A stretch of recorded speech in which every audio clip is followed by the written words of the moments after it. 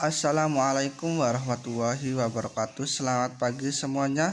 Sebelum kita mulai pembelajaran, mari kita membaca basmalah bersama-sama.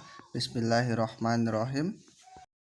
Materi hari ini yaitu perlawanan bangsa Indonesia terhadap penjajah, IPS kelas 5 SD, tema 7, subtema 1.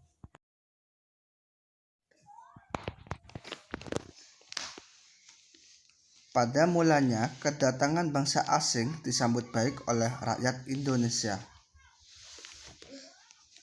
Awalnya kedatangan bangsa asing untuk melakukan perdagangan, namun berubah menjadi ingin menguasai dan bertindak semena-mena. Hal ini mengakibatkan terjadinya perlawanan dari rakyat Indonesia.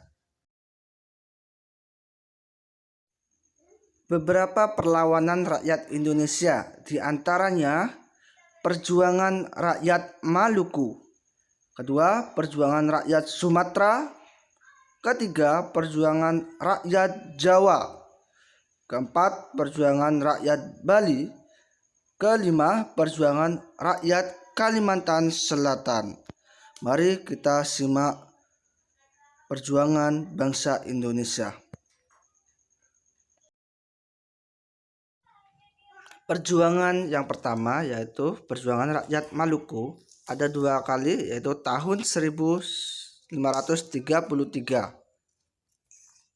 terhadap bangsa Portugis yang dipimpin oleh Sultan Ternate, disebabkan oleh Portugis memonopoli rempah-rempah. Yang kedua pada tahun 1570 terhadap bangsa Portugis dipimpin oleh Sultan Ba'abullah, disebabkan oleh tewasnya Sultan Khairun atau ayah Sultan Ba'abullah.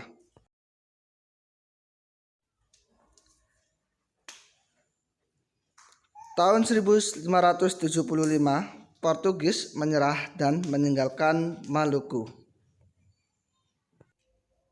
Yang kedua, Perjuangan Rakyat Sumatera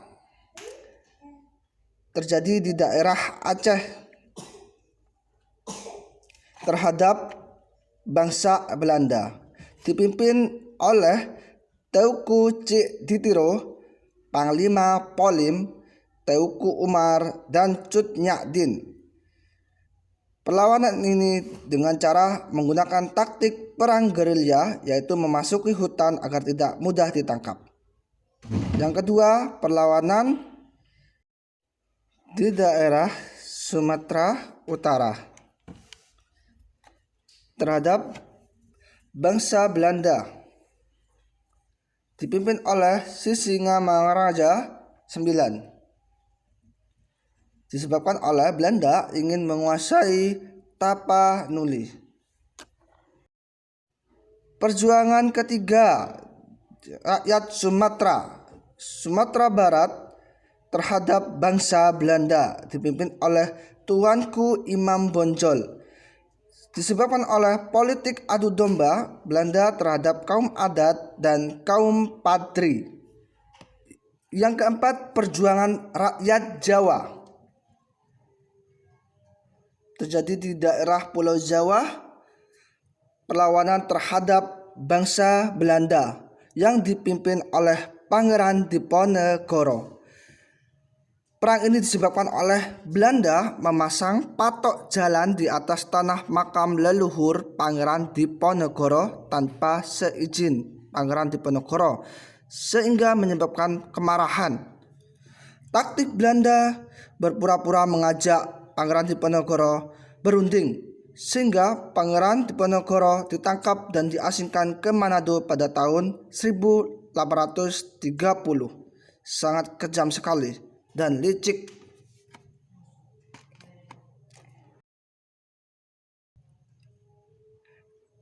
Dan selanjutnya, Perjuangan Rakyat Bali. Di Bali, rakyat Bali melawan bangsa Belanda, dipimpin oleh I Gusti Ketut Jelantik. Peperangan terjadi di sekitar Benteng Jagaraga. Peperangan ini disebabkan oleh Belanda melanggar hukum tawan karang atau hak istimewa yang dimiliki raja-raja Bali pada masa lalu, di mana raja akan menyita kapal-kapal yang terdampar di wilayah mereka, lengkap berserta seluruh muatannya. Dikenal sebagai Perang Puputan Jagaraga. Akhirnya Belanda dapat menguasai benteng tersebut. Waktu ini terjadi pada 1846 sampai 1849. Jadi lamanya adalah 3 tahun. Yang selanjutnya, perjuangan rakyat Kalimantan Selatan. Di daerah Kalimantan Selatan, rakyat Kalimantan Selatan melawan bangsa Belanda. Lagi-lagi dengan bangsa Belanda, dipimpin oleh Pangeran Antasari. Peperangan ini disebabkan oleh Belanda yang berusaha menguasai kerajaan Banjar, memonopoli perdagangan, mencampuri urusan kerajaan yang ada di Kalimantan Selatan. Terima kasih. Assalamualaikum warahmatullahi wabarakatuh.